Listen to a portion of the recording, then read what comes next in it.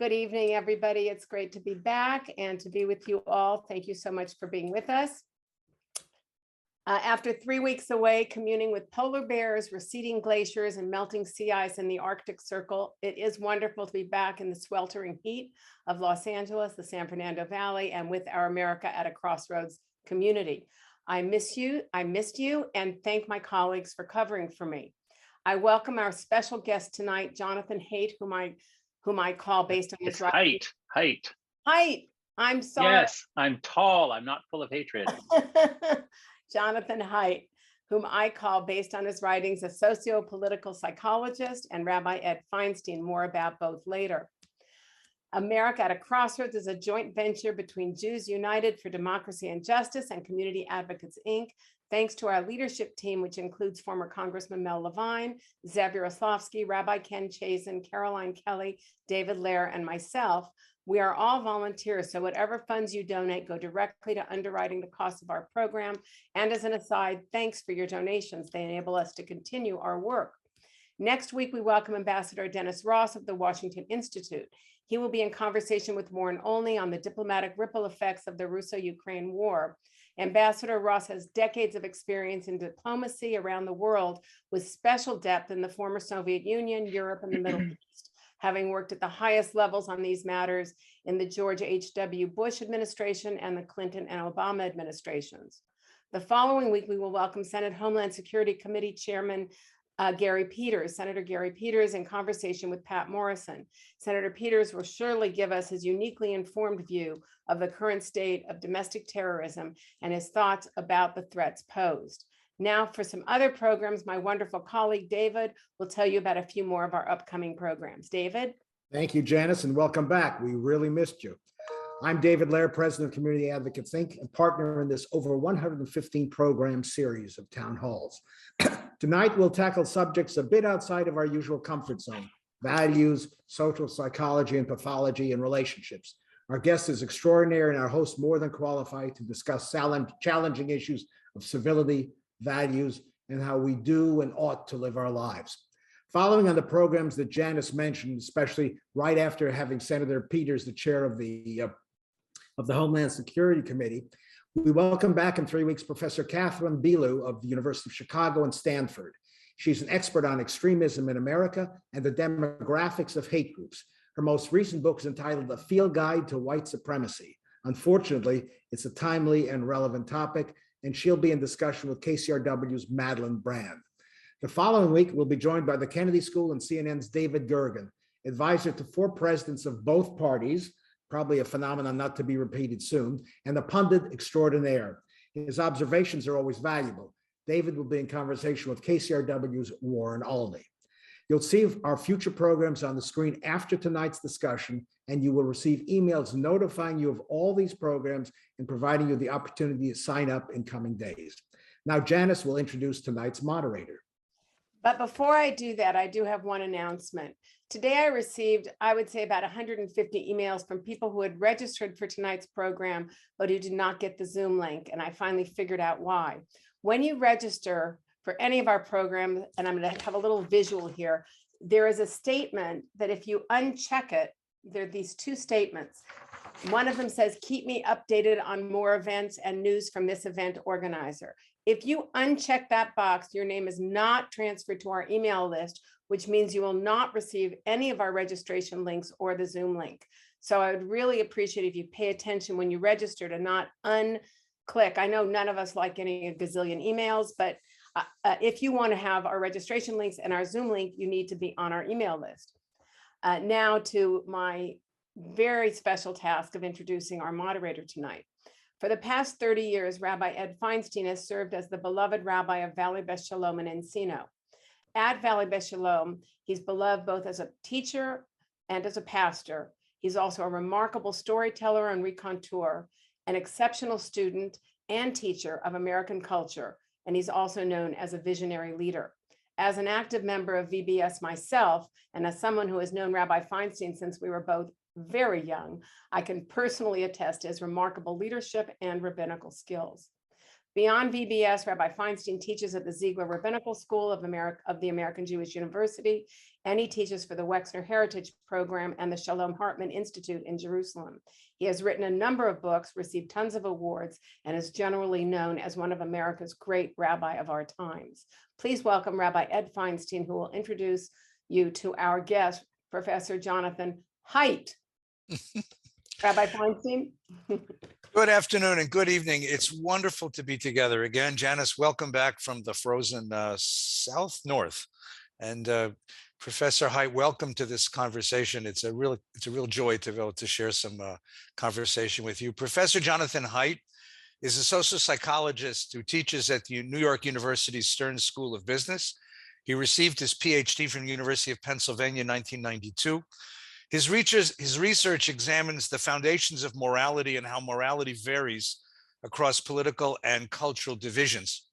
He's the author of many books, which I recommend highly. The Happiness Hypothesis is a terrific book to sneak into your synagogue or church when you come for worship, because it'll uplift you while you worship. His important book, The Righteous Mind, is the most insightful book on the political divisions that plague us at this moment, and I highly recommend that. And The Coddling of the American Mind, you should give to your high school senior who's about to go off to college so they understand what university is all about. He's given 4 TED Talks. He was inducted into the American Academy of Arts and Sciences. And since 2018, he's been studying the contributions of social media to the decline of teen mental health and the rise of political dysfunction. He's currently writing Life After Babel, Adapting to a World We Can No Longer Share, which is based on the article that he published in The Atlantic just a couple of months ago on why we have become so very stupid. So Professor Haidt, welcome. I'm so glad to have you here. Let's begin with Babel. Let's begin not on the macro, let's begin with a micro. We all have an Uncle Fred who comes to the Thanksgiving table, to the Passover Seder, to the Christmas table with his Make America Great Again hat and his Second Amendment t-shirt, and insists that all of us are addicted to the fake news that we receive from the media. And then across the table, we all have cousin Shoshana, who comes in her Black Lives Matter bandana and tells us that we are all preening in our privilege and have nothing to say about the state of life because everything we say is simply a rationalization of our white or middle class or overly educated or bourgeois privilege. And we sit at the table dumbfounded. It seems that we can't talk to each other. Professor, you've done a marvelous job in helping us understand the inside of the American moral mind. How did we get to this place? And what do we do about it? Well, thank you, Ed. Thanks for that introduction. What a pleasure to be here. I think this is the largest Zoom call I've ever been on. I've never seen it go into K, 2.4K. That's a lot of participants. I'm looking forward to your questions. And this also had some of the best pre-call banter. So I'm grateful for the team putting this together.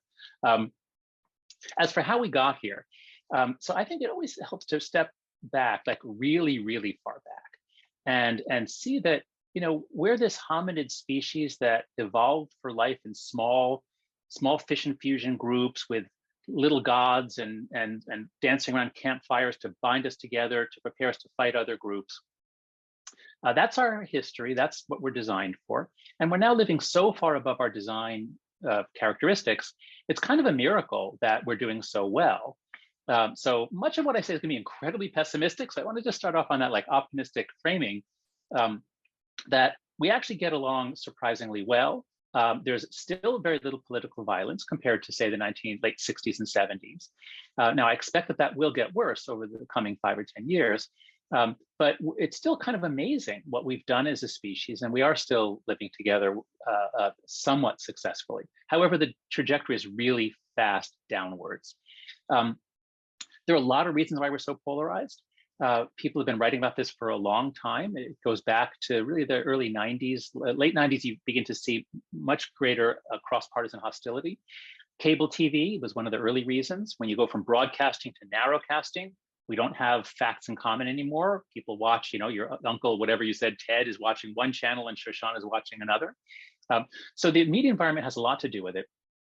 What I argued in my Atlantic article was that a qualitative change equivalent to knocking over the Tower of Babel occurred in the early 2010s because social media was different from everything else that came before. It wasn't just microcasting. It wasn't just about information.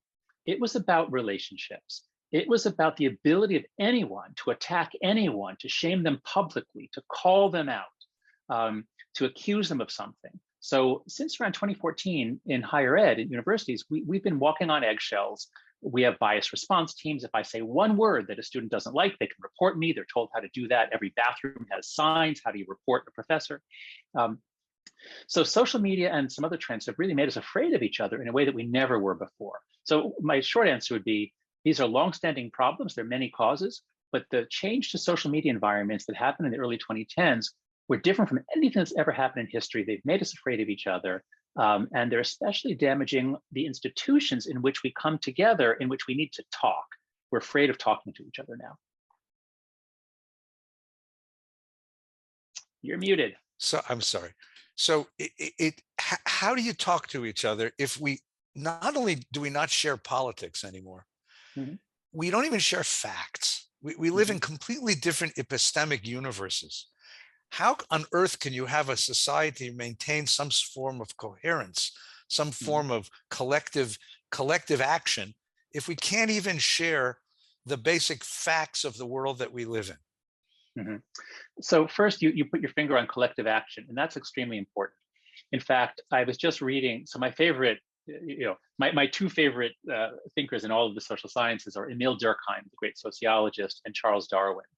And I was just reading a paper about Durkheim the other day, who talked about collective rituals and the importance, as we know in any religious tradition, of coming together physically, singing together, moving together in time. This is what human groups do to bind themselves together. And now that we are living largely online, asynchronously, social media posting, that makes it impossible. We don't have communal effects. Social media really destroys that. So there are a lot of macro forces that are making it harder for us to have coherence. And that's the point of the Babel story. Let's remember the key line, what got me so excited about that story is the key line is where God says, let us go down and confound their language so that they may not understand one another. And so that's this amazing story we have in Genesis, very short story. And it feels like that happened to us in the 2010s, that there is no possibility of having shared stories anymore. And I think that's true. For the rest of our lives, there will not be any more shared stories, shared at a very wide level. So the question is, how do we live with that? And I think the first thing is be very conscious of what game you're playing. That is, if you're sitting at that table with Uncle Ted and Cousin Shoshana, do you want to change their minds? Do you want to defeat one or the other? Do you want to show off how smart you are? Or do you want to learn? Those are four incompatible goals. And many of us come in with this team or tribal dynamic, like, how dare he say that? I have to show him why he's wrong. Now, maybe you're showing off for the others, or maybe you just want to defeat them. But those are foolish goals. And the environment we find ourselves in now means if you pursue those goals, you're just going to be angry all the time. You're not going to have any positive impact on the world. And then multiply that by 7 billion or 8 billion, and that's where we are. I find it's an incredibly interesting time to be a social scientist. It's an incredibly interesting time. I mean, I guess I kind of feel like I'm like the shipwreck expert who got the last ticket on the Titanic, and I'm so excited for what's about to happen. But it is an incredibly interesting time, and you'd be much better off actually asking questions that try to draw them out. Why do you think that? Because it turns out each side is actually right about a lot of things, and the other side is incapable of understanding that. Let's pursue this just another touch. I appreciated the argument that you made in The Atlantic, and I'm waiting for the book to come out about the power of social media. And I'll come back to that in a moment, but I want to jump back to the previous book, To the Righteous Mind. We talked about that we make moral decisions based on moral intuitions. And moral intuitions are framed by what you call moral matrices. And you mentioned 6 of them. And the insight that you offer, and I don't ask you to repeat the whole thesis of the book, but the insight is that people on different sides of the political spectrum respond to different moral matrices. That is, on one side, let's say the left, for example, is concerned about caring for transsexual people, and on the transgender people. I'm going to get a bias report. And on the other side, people on the right are concerned about liberty and oppression, being told, you know, what I can expect from a society that tells me how to behave. So help us understand that theory and what it means to talk to somebody whose moral matrix is different than mine. Okay, thank you. So just for the terms, so the theory is about moral foundations. What are the foundations of morality upon which any society builds a matrix? And the Matrix, you know, the movie The Matrix is based on an amazing novel, Neuromancer by William Gibson. He says the Matrix is a consensual hallucination. That's a great definition of society. That's straight out of Durkheim, practically. We come together, and as we come together, we create this imaginary world with gods and rules and shameful things and amazing things. We create this imaginary world together, and then we live in it. What's the old joke? Neurotics build castles in the air, psychotics live in them. My mother cleans them. I think that's some version of it. So we create these moral matrices together, and that's the way things used to be. And now with social media, there will not be any more large moral matrices. It's all like temporary, small, totally incompatible. We're sort of living in different fragments, and we're gonna have to get used to that. I do think we can change the media environment so it's not quite so destructive, but that is the situation. Now, within a group that's on the left, they're going to prioritize the moral foundations of care and fairness, but fairness as equality of outcome especially. And that's what we've seen with many of the justice movements recently. Whereas on the right, and here we're talking social conservatives, not MAGA conservatives, but more like Edmund Burke conservatives, George H.W. Bush conservatives. They prioritize a sense of order, tradition, stability, and they build on the moral foundations of group loyalty, respect for authority, and a sense of sanctity or purity. So that's the empirical finding that me and my colleagues find when we've surveyed we have about 7,000 people who come to our website at yourmorals.org. If you want to know your moral foundations, go to yourmorals.org, sign up, take our tests. So what you find is one side is making arguments like, but look what it's doing to these suffering people, and oppression and power and inequality. And the other side, but you're disrespecting our sacred symbols, and you're pulling down monuments, and you're spitting on police officers and professors and being disrespectful. And America is a great country. And so you've got people shouting at each other. And one of the best lines I've ever heard, it's from John Stuart Mill. He says, I forget whether it's on Liberty. He says, in all of the great political and social struggles of our time, each side is correct in what they assert, but wrong in what they deny. And if each could be made, but to recognize the claims of the other, there would be little left to have a complete picture, something like that. I learned so much when I started reading National Review in 2004. When I started working on The Righteous Mind, I was on the left, and I set out to understand conservatives. I'd never read any. I was a very well-educated American, which meant I'd never met a conservative, never read anything conservative. But when I actually set out to read the best conservative writing, it was like, oh my God, there's some really good ideas here. And you don't understand anything until you get other people to criticize it, and you see from multiple perspectives. So I think it's very important to not be offended by Uncle Ted and Cousin Shoshana, but to actually try to open your mind and your heart and see what they're right about. They're wrong about a lot too, but they're going to be right about some things. So let's turn back now to the argument on Babel. First of all, I love the metaphor. It's a powerful to think of yourself as living in the day after the Tower of Babel. Yeah, the day after is a marvelous metaphor. The other metaphor I suggested to you the other day, when I was a kid, I used to love science fiction movies. Mm-hmm.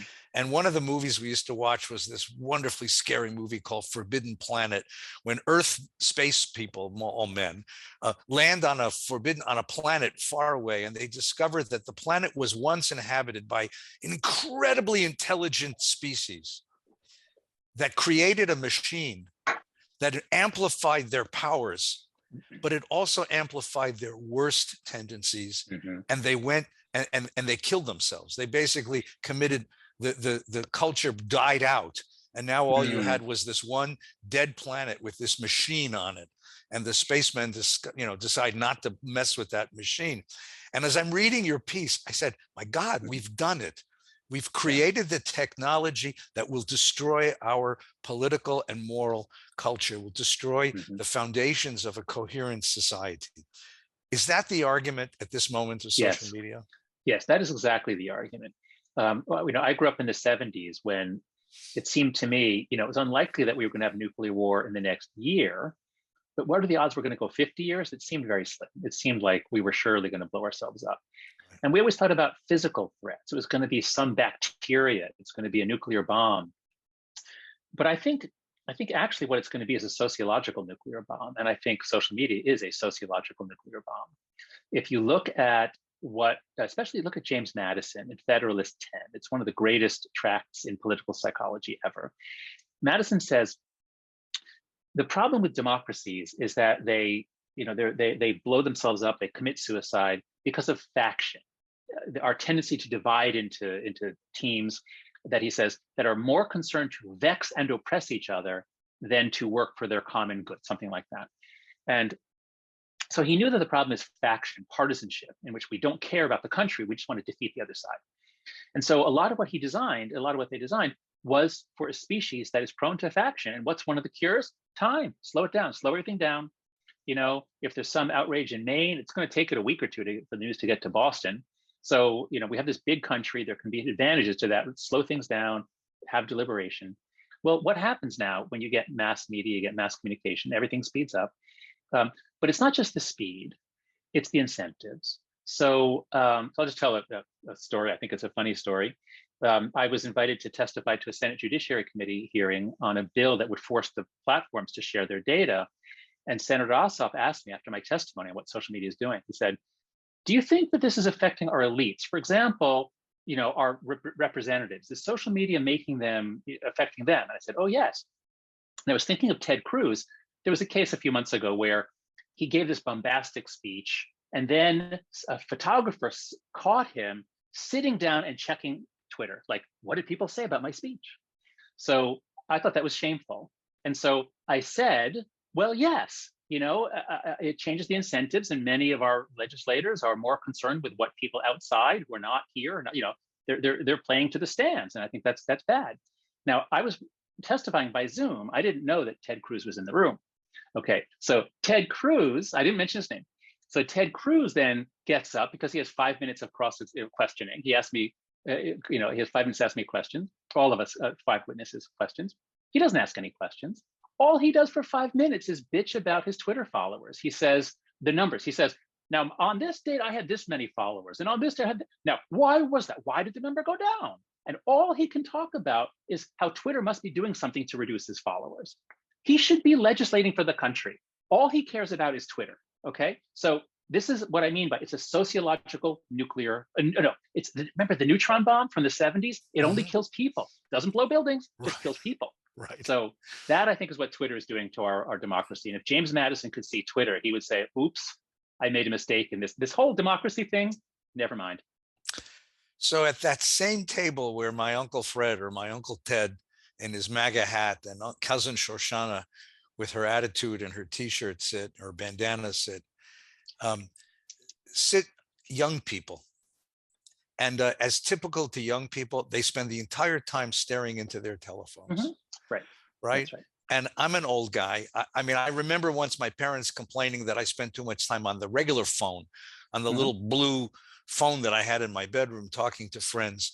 And I don't want to sound like my parents complaining about them, but I'm wondering, what's the long-term effect of social media on a millennial, on a young person who didn't gain this technology like you and I did by learning about it as it came in, but have grown up in it. They're natives to this world.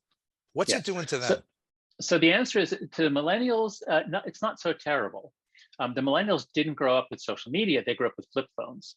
And then they got Facebook when they were in college or later. And their mental health is okay. Now, every generation thinks the one or two behind it have problems. And us older people say that about the millennials, but that's the same sort of stuff that's been going on for thousands of years. Millennials are actually okay.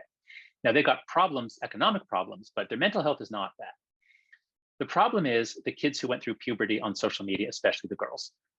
There's never been as sharp a line. Maybe birth year 1946, the baby boom, that's a kind of a sharp line. But birth year 1996, 1997, Gen Z, there's never been such a sharp line in terms of mental health discontinuity. If you graph out rates of depression, anxiety, self-harm, or suicide, well, suicide's okay. Those four, what you see is basically straight lines in the early 2000s, and then right around 2012, boom, like a hockey stick. The graph is like a hockey stick, especially for girls.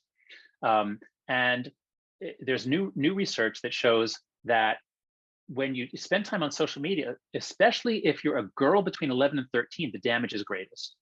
So girls who go through puberty on social media are at vastly elevated risk, 2 or 3 times the risk of depression, anxiety, self-harm, and suicide. Boys are having problems too, but boys, the data doesn't allow me to tie it to social media. Boys, in 2012, 2013, they all got iPhones around then, 2010 to 2013. And the boys all went on to video games, multiplayer video games, which are actually not bad. If boys are getting together synchronously, like they can talk, they do teamwork to find and kill other groups of boys, that's actually quite healthy for boys' development. But girls, what do girls do? Girls play. How do girls play? They synchronize with each other. They do patty cake. They do jump rope. Girls are much more communal than boys. And when they all went on social media, what happened? All that was broken. All of it was broken. Now it's because the girls go for the visual platforms, right? They go for Instagram, Tumblr, Pinterest. Those are asynchronous. You post and you wait for people to comment. So it breaks any sort of relationship. It's performative, it's evaluative, it's comparative.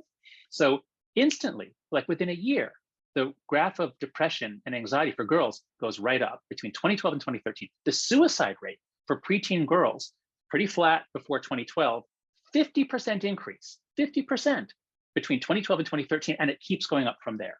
So growing up on social media seems to, I believe, damage brains. I can't prove it damages the brain, but the change is so fast and so big that I think we are largely losing a generation of girls. Wow. Well, that's encouraging. I mean, so what you've told us, we could stop it.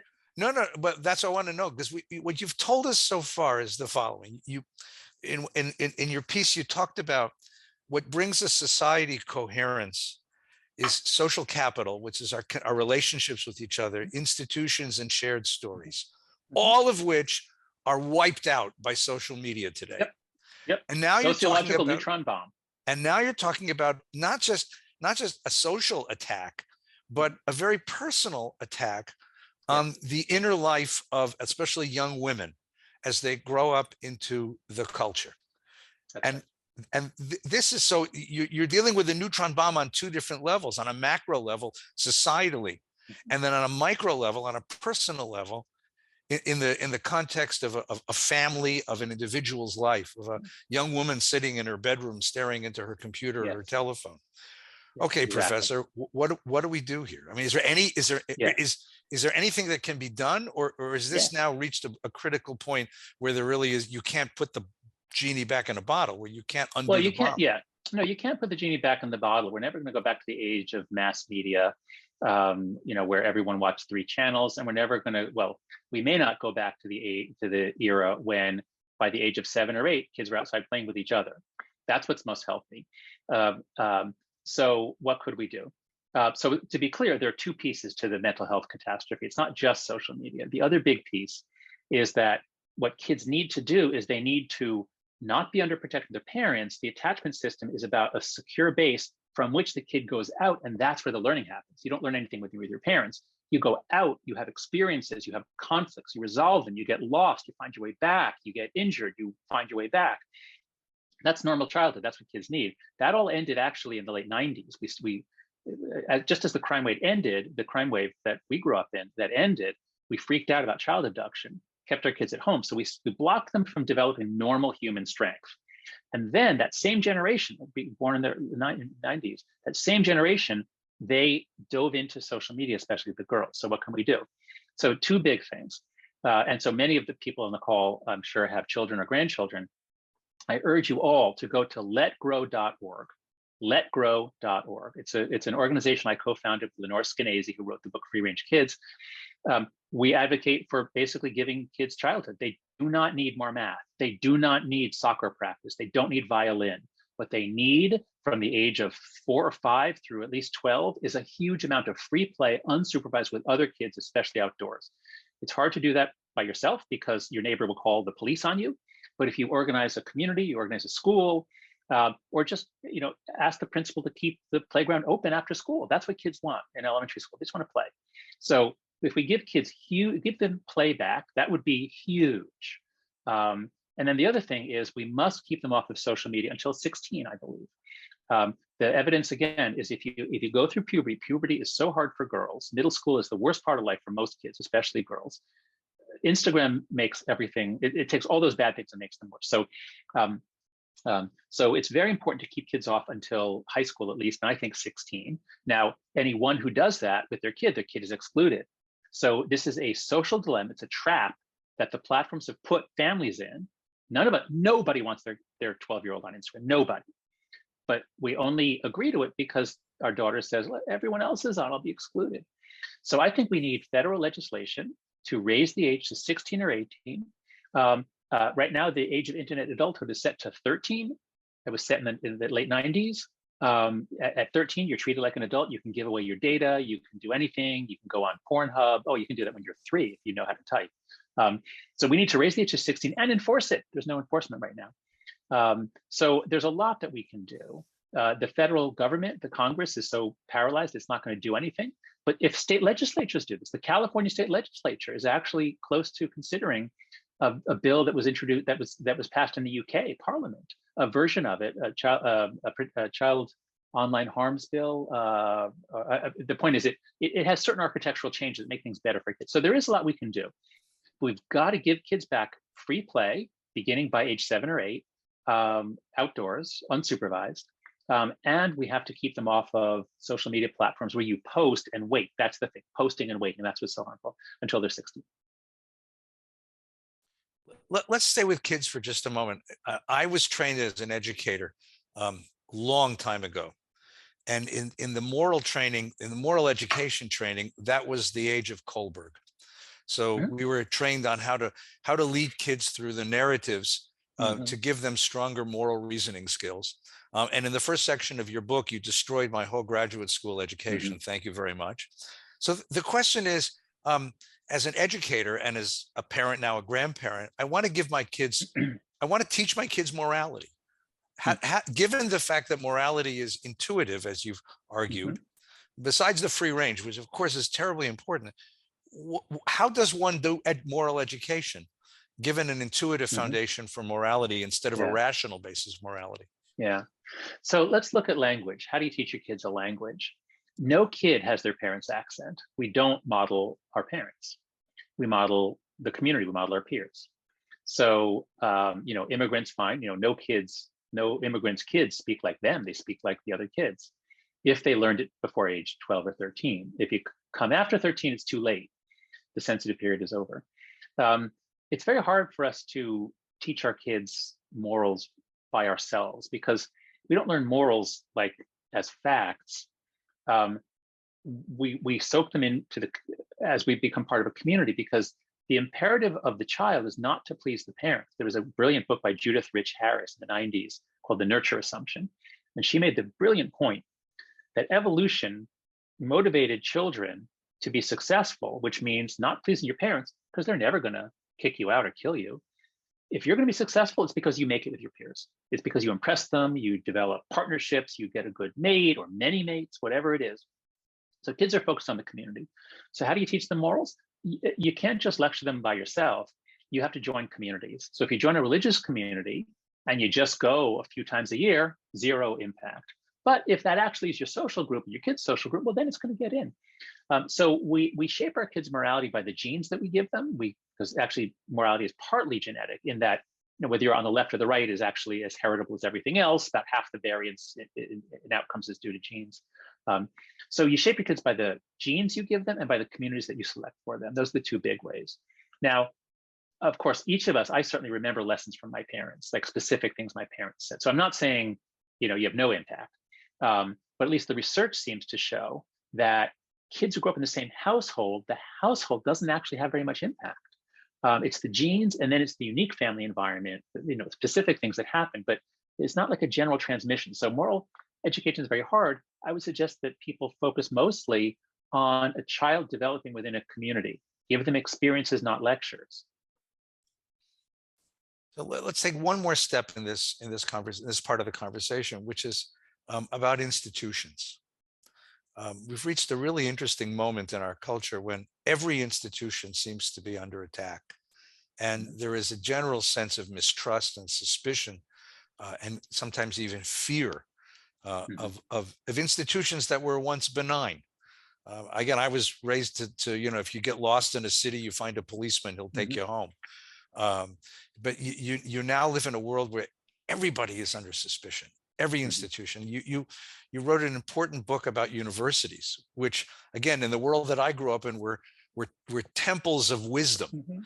We're sacred institutions where research and scholarship and learning and wisdom and knowledge were shared.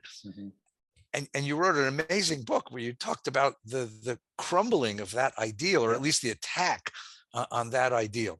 So help us understand now institutions and what do you do in a culture when every institution, there's no place to hold on to, every institution. Yeah. So earlier on, I talked about how we're living above our design constraints. And that's largely because we have good institutions. In the United States, we got good British institutions and we made them better.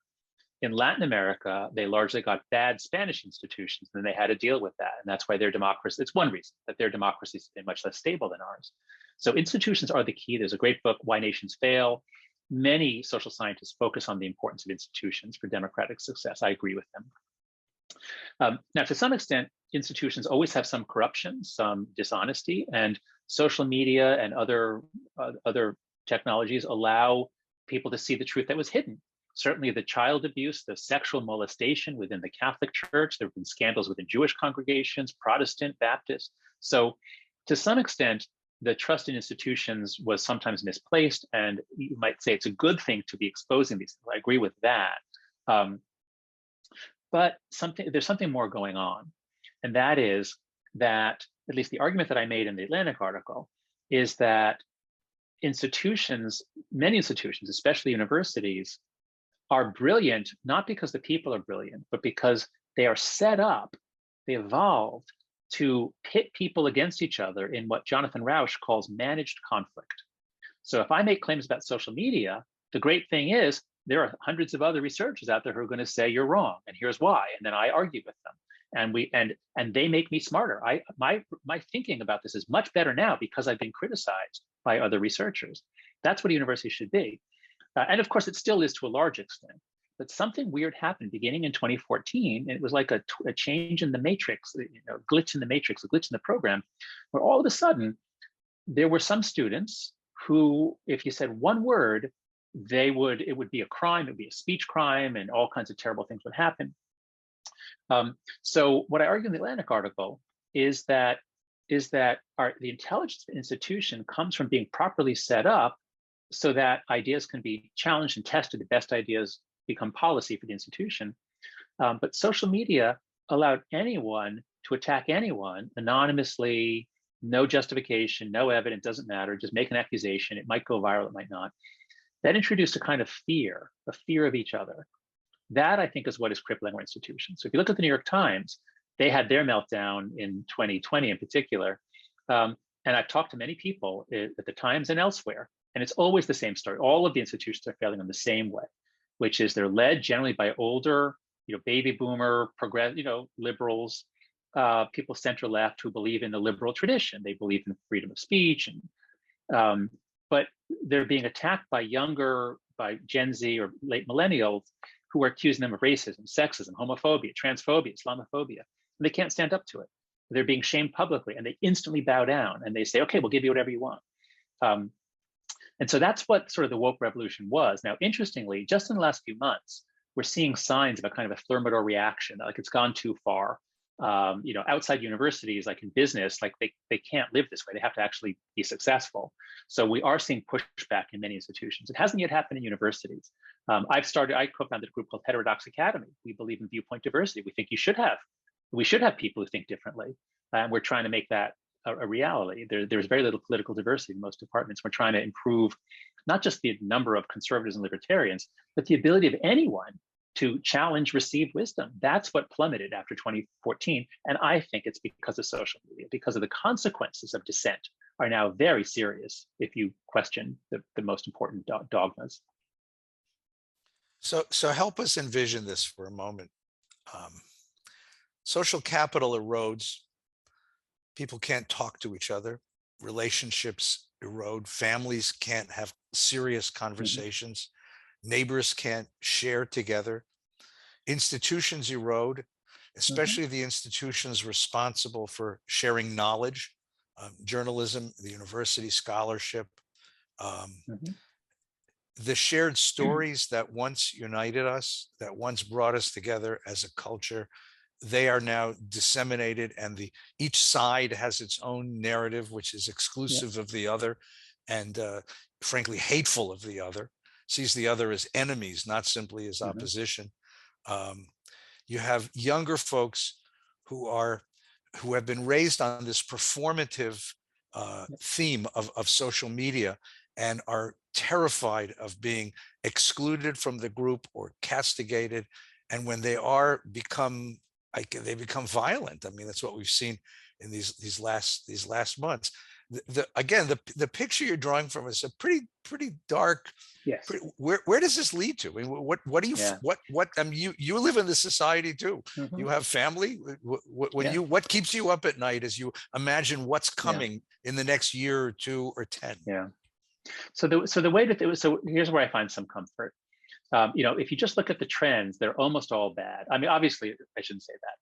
Health trends, many social trends, prosperity is a little mixed, but in general, I think Steve Pinker is right that things are overall getting better, and that's been true for a long, long time, in our material lives especially.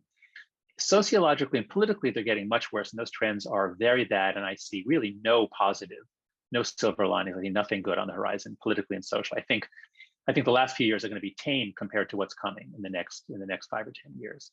I hope I'm wrong about that, but that's my prediction based on current trends. But here's the thing: current trends never continue forever, and I take a lot of comfort from reading cyclical theories of history. So there's a Russian mathematician, now American, Peter Turchin. He's written a number of books on cycles of history. Strow and House in the 1990s had a book, The Fourth Turning. Ibn Khaldun, a 14th century, 15th century Muslim scholar, had the same theory. It's this, that you have all these cases in history of an incredible generation that goes through a war or a struggle, and they emerge victorious, and they build this amazing society, and it flourishes, but usually just for 2 or 3 generations, not 4 or 5. So it flourishes. They build institutions, but those institutions decay. Things change. People get soft. Their children, their grandchildren get soft. They have different virtues. They're pursuing different ends. And the institutions crumble. And then a crisis, and then new ones are built. Well, America went through its great, it had really 3 great crises. One was the Revolutionary War. We got the Constitution and the generation of the founders. Incredible. The next was the Civil War. We got this incredible boom in the mid to late 19th century. The next was the Depression and World War II, and we got the post-war. So those are the 3 that people talk about, those 3 periods. They're each about 80, 90 years apart. We're at the end of one. We're at the end of one now. The one that sort of ended in the 40s. Well, now it's 80 years. It's the 2020s.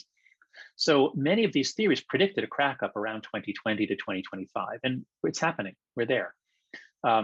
So the post-war period could not go on forever. The institutions we made for the age of mass media could not survive the age of social media and distributed everything. So it doesn't mean the game's over and we're dead. We're not going to physically die from this, but our institutions no longer work. So the challenge of the next 3 decades, I'd say, is we have to figure out, how do we build new institutions in a digital age? And if you think about it, like, digital media and social media should be a boon to democracy. And that's what we thought when it came out. From the late 90s until 2011, we all thought this was going to be the golden age of democracy. Facebook, Instagram, these things, they took down the Arab dictators. It's going to be an amazing period of democratic triumph, we thought, and we were wrong. But we might have just been premature. So I don't think Twitter, Facebook, and Instagram are going to be helpful in the coming decades, but there will be other forms. There's a Project Liberty. I'm part of a project. Frank McCourt has this idea for a blockchain-based internet, Web3, which would actually sort of build in supports for a much more egalitarian and democratic society. So we will eventually find ways to use the technology to have better democracy than we have now. I just don't know. I don't think that's going to happen in 5 years. Maybe, could it be 10? Maybe it could be more like 20 or 30. We just don't know. But I think to try to end on an optimistic note here, I would say, you and I think maybe you're a bit older than me. I feel like I was born in a very boring time. At least I came of age in the 70s and 80s. It was very boring. I missed all the fun and the excitement of the baby boomers. But now it's really exciting, and it's challenging, and it's difficult, and it's dangerous. But our kids have a chance to be heroes. Our kids have a chance to be that founding generation that finds a way onto the next cycle and that builds better institutions. What's the Chinese curse? You should live in interesting times, right? That's it. We live in interesting times. Right. 1968. I was a young teenager in 1968. And remember, it was the last time I felt this way, that things were not bolted down, that things were not held together with political violence, with complete disintegration of conversations. That's right. Then comes Norman Lear and gives us All in the Family and makes us laugh at ourselves in this sense, and sort of began to heal it a little bit. Sam Huntington at Harvard has this idea that America goes through a cycle every 60 years. So we're right on schedule. Right on schedule. Right. 1890, 1968, 2020. Yeah, that's right. Here's the question, though, and I don't mean to continue the pessimistic theme, although I'm a rabbi, I'm supposed to be pessimistic. Suppose there is a crisis, a major crisis, not a little war in Ukraine where we could send weapons, but it doesn't really touch us. But the kinds of things that the climate scientists are telling us is coming very soon through a rapidly changing climate. Mass immigration from places where are no longer habitable on the planet, starvation, water. I mean, the kinds of things that that the climate scientists, and we don't have the capacity, the social cohesion, the energy, or the social will to meet those demands. I think that's right. That's my fear. That is my fear. The only kind of crisis that is guaranteed to unite people is a foreign attack. And so Pearl Harbor and 9/11 really did that. A plague doesn't do that. Plagues traditionally divide people. They're afraid of each other. So COVID certainly didn't unite us. Although it did for the first few weeks, actually it kind of did. But then whether you blame Trump or sort of overreactions and other things done by some of the medical authorities, each side has its claim as to why that went wrong. But yes, that is exactly my fear. That had these other crises happened 20 years ago, we would have had the capacity to deal with them. But if we are this divided, if we can't have a common understanding of what's happening, if our researchers, our research community is affected, our universities are affected, we're kind of flying blind. So that is my great fear, that some of those kinds of crises you're talking about could happen and we could utterly fail to meet them. So let's take that topic just for a moment. Imagine your two heroes, Emil Durkheim and Charles Darwin, come to sit with us tonight. And we ask them the question, what has COVID done to us? What happens in a society of people who are evolutionary trained to be in small groups when they can't be in small groups? And what happens to human beings who are used to living in societal communities and societal culture, in cultures, in common culture, and and opposite the culture is anomie and suicide. What do you see as a result of COVID? As a result of COVID, well, I think COVID has had almost entirely bad effects on us. Each side is so convinced that the other side, the left is so convinced that the right is ignorant and science denying, and the right is so convinced that the left was COVID reactive, often taking political stances that were in fact unjustified by the science. So I think COVID has really done a number on our ability to even trust the scientists, let alone each other. But I'd rather engage with your question about Durkheim and Darwin, I imagine if they were to come back and advise us, actually that would work really, really well, because Darwin would say, let's be sure that whatever we're doing is consistent with human nature. And Darwin himself wrote about multi-level selection, where we do tend to come together if that's the level of competition that's relevant. And so to the extent that social media fragments everything, you don't get much coming together in any stable way. So Darwin would say, let's really attend to our the particular nature of our groupishness. David Sloan Wilson at Binghamton University has been brilliant on this, about using Darwinian ideas to create a better society.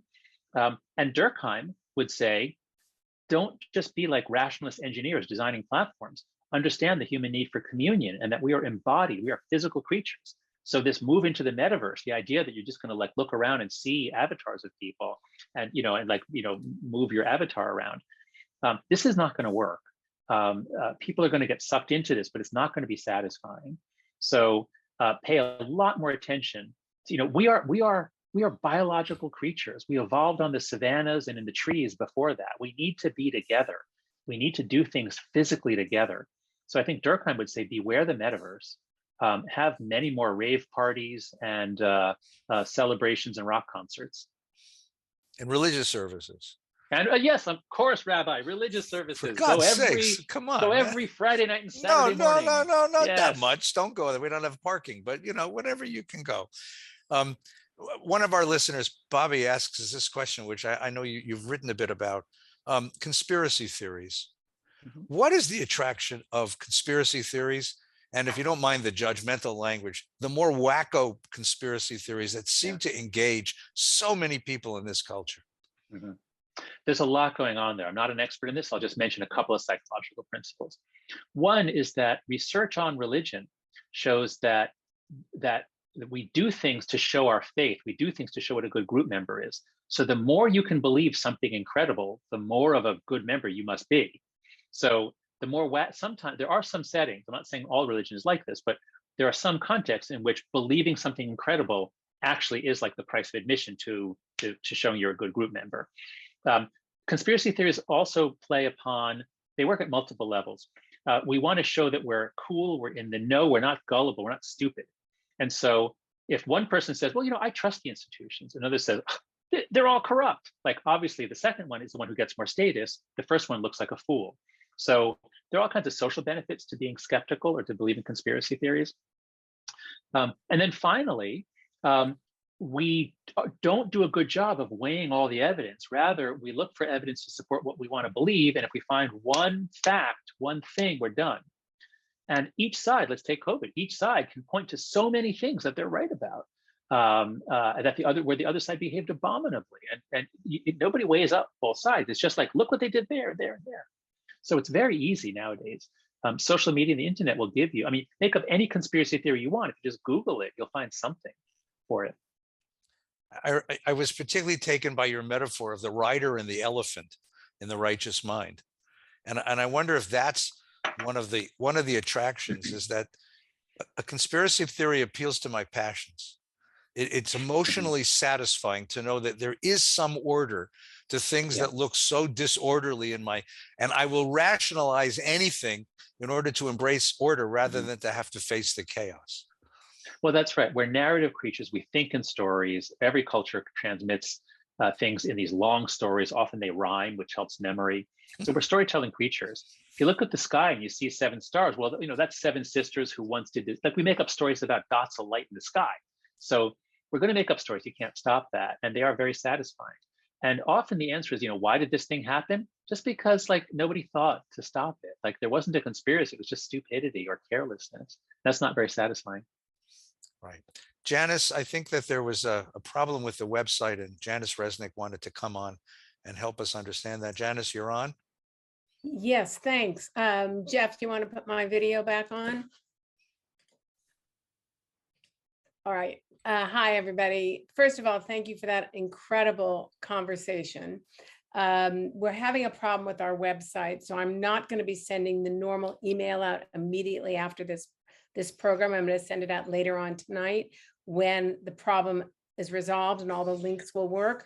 But just so you all know, Professor Haidt has mentioned many different websites tonight during this program. I have made note of all of them, and they will be in the email you will get later tonight. So not to worry. And I will give you links to the organizations that he has mentioned that he works with, and many of which he has co-founded. But I do want to thank both of you. Rabbi Feinstein, that was a brilliant job at being our interlocutor for tonight, and to be able to help us elicit all of the knowledge and interesting information we have received, and interesting ideas we've received from Professor Haidt. Next week, please join us again as we will welcome Ambassador Dennis Ross in conversation with Warren Olney. But now I'm going to throw it back to Professor Haidt for a final word. Maybe you wanted to sum things up. We do have about 3 or 4 more minutes. So I just wanted to warn you all, we're having a problem with the website. So anybody who's going to the website, I'm aware of the problem. It should be repaired later tonight, when you will get the email with all of the information that you need to be able to follow up on any of the ideas that were mentioned tonight. Thank you. Okay, well, no, thank you for giving me an opportunity to end this on a slightly more optimistic note.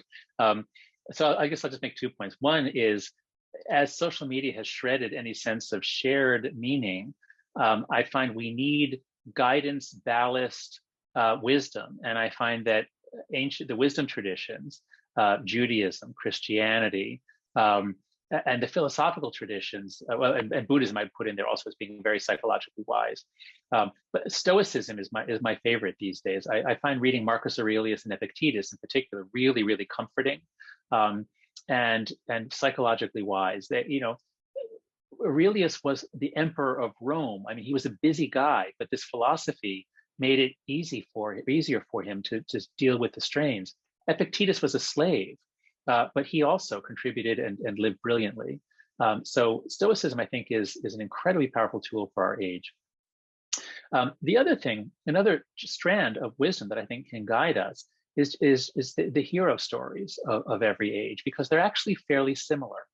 And so a quote that really speaks to me is from Joseph Campbell, who studied mythology in the late 20th century. A beautiful man, and his work is so moving. He had a special on PBS called The Hero's Journey, I think. He had a book called The Hero with 1,000 Faces. And there was a quote I always remembered, and I finally looked it up. There's a quote that he used to say that the wisdom of these hero stories, the wisdom of the wisdom of the hero is participate joyfully in the sorrows of the world. We cannot cure the world of sorrows, but we can choose to live in joy. The warrior's approach is to say yes to life, yay to it all. And I think that's a way to live in this interesting time. I really appreciate this. Tell us when the new book on Babel, is going to be available. Well, last week I finally wrote the first chapter. So at this rate, okay, probably about 200 years. No, I've committed to turning it in by next April, so it should be out in the fall of 2023. The Atlantic article gives a summary of the central idea, but there's so much more about how we actually live in this world. And I would recommend that article, and then all the other articles that you've had the occasion to publish in the Atlantic are very, very useful. And once again, I want to recommend The Righteous Mind. It's not just a great book, it's a great book to sit down with somebody else who's read it and have a conversation about it. And that's one of the themes of the book, is that moral conversation is the way that we grow. We Jews call it chavrusa. It's a way of learning with someone else who reads differently, having a study partner, arguing it out, and gaining a sense, because you climb up on each other's shoulders and move higher. And that book is a marvelous book for having that conversation, and it's deeply insightful. I really appreciate your capacity to open the American moral mind and help us understand who we are and what's happening with us. Thank you so very, very much for your scholarship and your research. And thank you to everyone who's listened tonight. Next week, please join us for Dennis Ross and Warren Olney.